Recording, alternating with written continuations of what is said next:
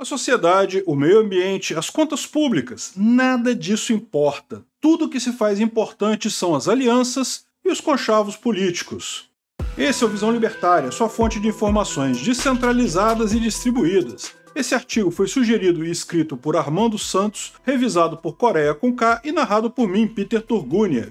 Recentemente, o presidente eleito exaltou a economia dos nossos hermanos argentinos, ignorando a inflação dos preços dos produtos que praticamente dobrou para o consumidor. É sabido que a alegação falaciosa, característica persistente do recém-impossado, planeja criar uma aura de capacidade financeira da Argentina. O objetivo disso é evitar uma resistência ao emprestar dinheiro para a economia vizinha, visando salvá-la. Em outras palavras, usar o dinheiro suado do trabalhador brasileiro para apaziguar os descalabros dos governos de outros países. O empréstimo será através do Banco Nacional de Desenvolvimento Econômico e Social, o nosso querido BNDES. É certo que este banco, como qualquer outro, empresta dinheiro para terceiros, afinal, isso faz parte do seu core business. Qualquer oposição a esse serviço seria uma interferência direta na sua atividade e direção. Entretanto, estamos falando de um banco que é uma empresa pública federal.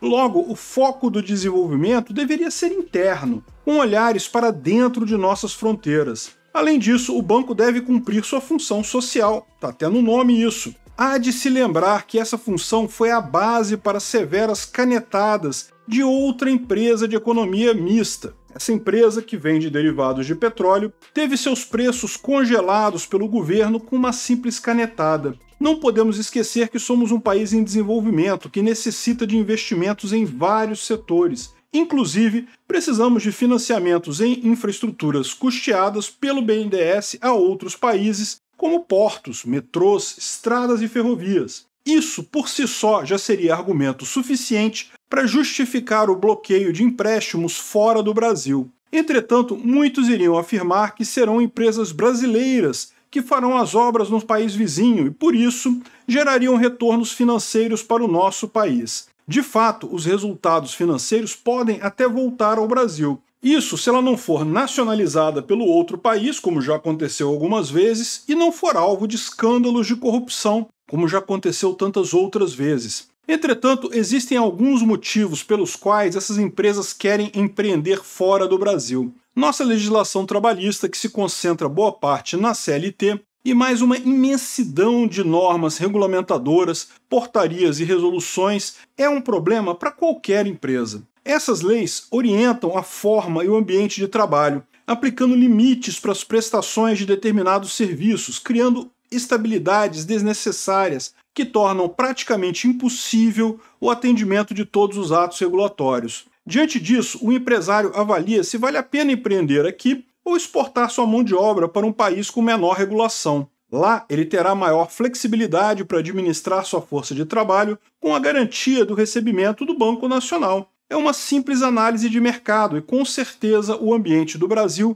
não é o mais atrativo. Apesar de termos uma singela desburocratização nos últimos 4 anos, especialmente nas normas regulamentadoras do Ministério do Trabalho e Previdência, provavelmente essa tendência não permanecerá nos próximos anos. Isso levanta o seguinte questionamento: qual o objetivo de não abrandar a legislação para facilitar obras em solo nacional? A resposta é simples: o Estado sempre quer e necessita regular, pois é inerente a ele ser o controlador de seus cidadãos. Enfim, a realidade é que estamos em vias decepcionantes de financiar os dutos para transporte do gás de xisto argentino. Vale ressaltar que no Brasil essa forma de exploração chamada fracking não é permitida ainda por ser considerada por alguns ambientalmente agressiva. O processo consiste na exploração de reservatórios não convencionais de petróleo e gás por meio de técnica de fraturamento hidráulico, banida em alguns países que certamente são muito rigorosos nessa questão verde, Alemanha, França e Reino Unido, por estarem associados a supostos riscos à saúde humana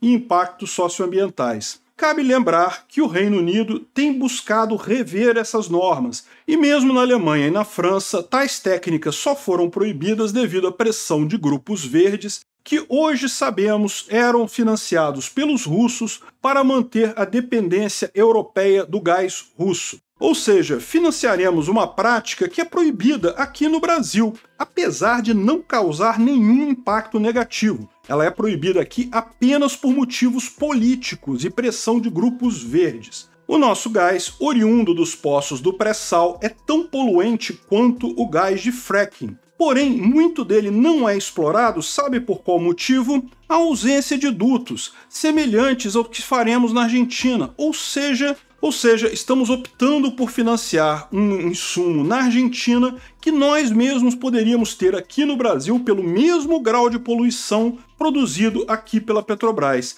Mais uma vez o Estado mostrando para o que existe, utilizar o dinheiro roubado de seus cidadãos para manter conchavos entre políticos. Não importa o resultado social, ambiental ou financeiro, não importa o quanto isso prejudicará as finanças públicas, o meio ambiente ou a saúde de seus cidadãos. O importante é que o seu dinheiro, roubado via impostos, seja usado para ajudar os amiguinhos do Lula, as socialistas falidos aqui da América Latina. Apenas para isso. Obrigado por sua audiência. Se você gostou desse vídeo, clique no ícone de curtir abaixo e compartilhe o vídeo em sua rede social. Se você deseja ser notificado de outros vídeos, clique em se inscrever e depois no ícone da campainha. Até a próxima!